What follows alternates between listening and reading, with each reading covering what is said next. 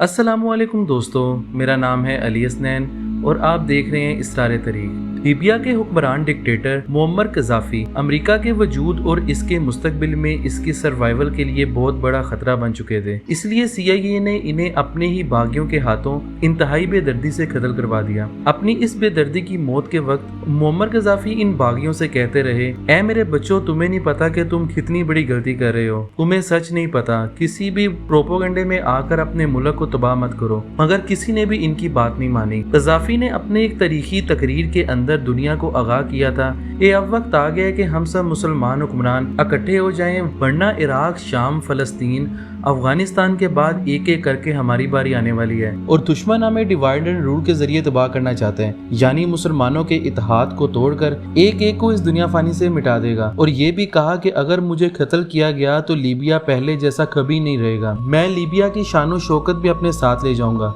और इनकी मौत के 11 साल बाद इनकी हर बात हरफ ब हरफ सच साबित हुई और एक एक करके सब मुसलमान मुल्कों को तबाह किया गया और आज लीबिया के टुकड़े हो चुके हैं। इसके अंदर बेतहाशा बागी जमातें मौजूद हैं, दुनिया के तमाम माफिया, दहशतगर्द यहाँ पर मौजूद हैं। इकोनॉमी बिल्कुल तबाह हो चुकी है, बिल्कुल क़यामत का समा है। लेकिन याद रहे कि कज़ाफ़ी के दौर के अंदर इस मुल्क का लाइफस्टाइल और इसके लोगों की आमदनी यूरोप के अंदर भी मौजूद सबसे तरक्की याफ्ता मुल्कों से सबसे ज्यादा थी। लेकिन फिर सवाल उठता है कि आखिर बगावत क्यों हुई, मुअम्मर कज़ाफ़ी को आखिर क्यों कत्ल किया गया। कज़ाफ़ी की मौत के बाद Henry Clinton, Hollywood film industry के अंदर कैसे इनका मजाक बनाया गया, आज हम आपको सब हकायक बताएंगे। तारीख के ऐसे हकायक जो आप सबसे छुपाए गए हैं, आज हम आपको सब डिटेल से बताएंगे। 2011 में CBS चैनल को इंटरव्यू देते हुए US secretary of state Henry Clinton का मुअम्मर कज़ाफ़ी की मौत पर कहना था कि हम आए, हमने इसे देखा और वो मर गया, और इसके बाद एक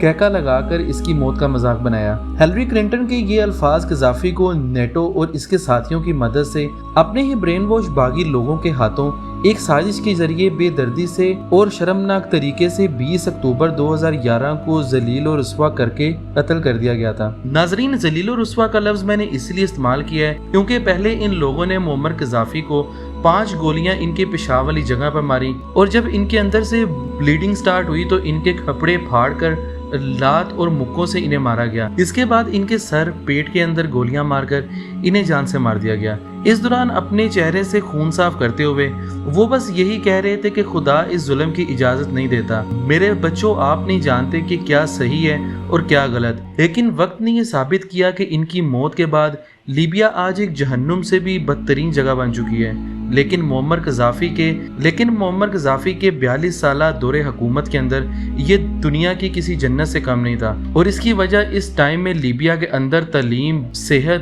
बिजली, गैस और पानी बिल्कुल मुफ्त थी। जी हाँ, आपने बिल्कुल सही सुना, किसी के घर में कभी इसका कोई बिल नहीं आया। आज भी आप किसी एक भी तरक्की याफ्ता मुल्क की मिसाल नहीं दे सकते कि जहाँ पर ये तमाम बुनियादी ज़रूरियात मुफ्त और लोगों का लाइफस्टाइल इतना हाई हो। इसके अलावा लीबिया में सैलरी और बिजनेस टैक्स बिल्कुल फ्री था। लीबिया का स्टैंडर्ड ऑफ लिविंग पूरे अफ्रीका में सबसे हाई था और ये मुल्क तेजी से तरक्की करके दुनिया के सबसे मजबूत मुईशत बनने जा रहा था। लीबिया में अगर कोई शख्स एग्रीकल्चर या फार्मिंग को पेशा बनाना चाहता तो इसे जमीन, घर, इन्वेस्टमेंट, लाइफ स्टॉक, खाद सब कुछ हुकूमत मुफ्त में देती। यहाँ कोई भी शख्स बेघर नहीं था क्योंकि लीबिया में हर शख्स के पास अपना ज़ाती घर होना एक बुनियादी ज़रूरत थी। माना जाता है कि जिसके अंदर हुकूमत इनकी मदद करती थी।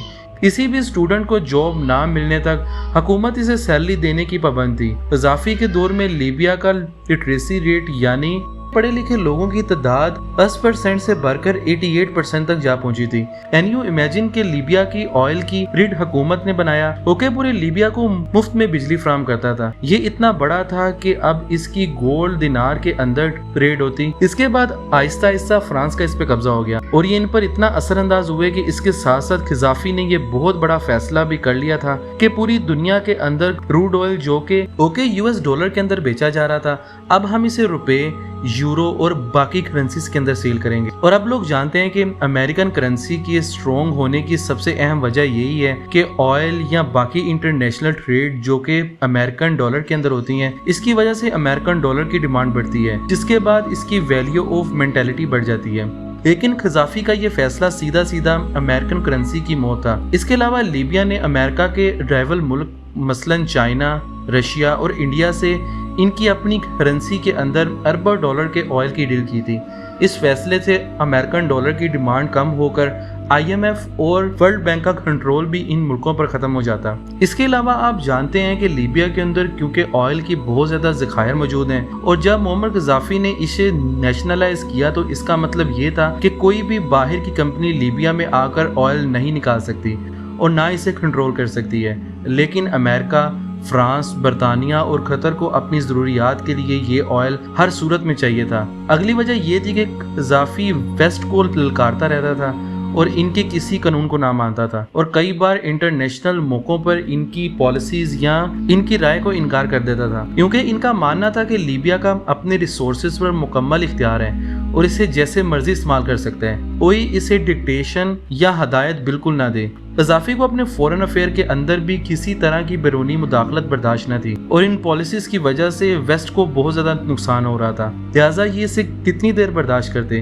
ان کی آنکھوں میں یہ شخص کانٹے کی طرح چبھنا شروع ہو گیا تھا، لہٰذا قذافی کا جانا طے تھا، مگر جنگ سے نہیں بلکہ سازش سے۔ دراصل ہوا کچھ یوں تھا کہ 2010 کے آغاز میں اکنامیکل انسٹیبلٹی کے چلتے افریقہ کے ملک یونیسیا کے اندر گورنمنٹ کے خلاف پیسفل مظاہرے شروع ہوئے، جو کہ بڑھتے بڑھتے ایجپٹ، سیریا، بحرین اور یمن تک جا پہنچے، اور ویسٹرن میڈیا نے اسے ہتھیار کے طور پر استعمال کرنے کا فیصلہ کیا۔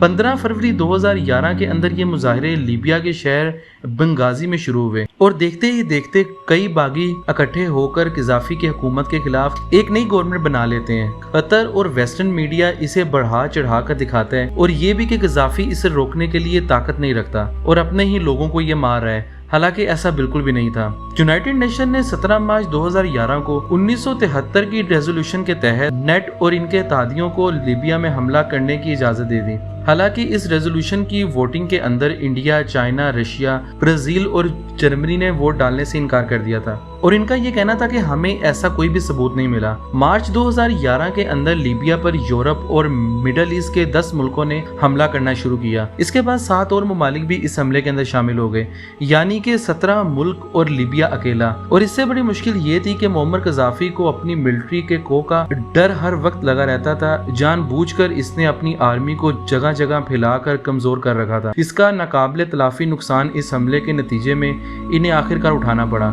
20 اکتوبر 2011 کو قذافی 80 گاڑیوں کے قافلے کے اندر بنغازی شہر جا رہا تھا کہ نیٹو فورسز نے ان کے فون سے ان کی لوکیشن ٹریس کر کے ڈرون کے ذریعے ان کی گاڑی پر حملہ کر کے انہیں زیادہ سے زیادہ تباہ کرنے کی کوشش کی، اور قذافی اپنی جان بچانے کے لیے انڈر گراؤنڈ ہو گئے، لیکن باغیوں نے انہیں دیکھ کر انہیں باہر نکالنے کی کوشش کی اور انتہائی بے دردی اور سفاکی سے قتل کر دیا۔ 2 دن تک ان کی لاش کو فریزر میں رکھا گیا، لوگ آ کر ان کی لاش کا دیدار کرتے تھے، اور آخرکار ریگستان کے کسی خفیہ کمرے میں انہیں دفنا دیا گیا، جس کے بعد قذافی کے یہ الفاظ لوگوں کی سمجھ میں آئے کہ جب میں جاؤں گا تو لیبیا کی شان و شوکت بھی اپنے ساتھ لے جاؤں گا۔ ہالی ووڈ ان کی تذلیل کروانے کے لیے کئی طرح کی موویز اور ڈاکومنٹریز ان پر بنا چکے ہیں کہ تاکہ سچ دنیا کے سامنے کبھی نہ آ سکے، لیکن حق و سچ کی خاصیت یہ ہے کہ آج نہیں تو کل وہ سامنے آ کر رہتے ہیں۔ باقی آپ اس بارے میں کیا سوچتے ہیں؟ اپنی قیمتی رائے کا اظہار میری ویڈیو کے کمنٹ سیکشن میں ضرور کیجیے گا۔ اب میں ملوں گا آپ کو اپنی آنے والی اگلی ویڈیو میں، اب تک اپنا اور اپنے گھر والوں کا بہت سا خیال رکھیں۔ اللہ حافظ۔